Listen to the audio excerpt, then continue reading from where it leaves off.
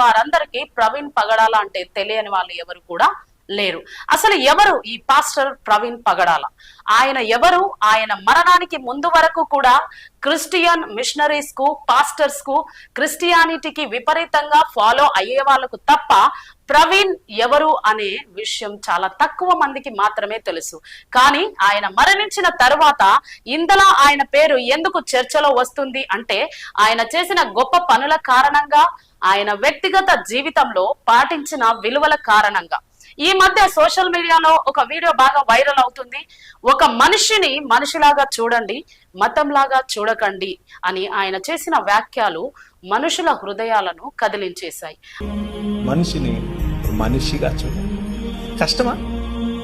చాలా కష్టం. చాలా ఈజీగా, చాలా కష్టం.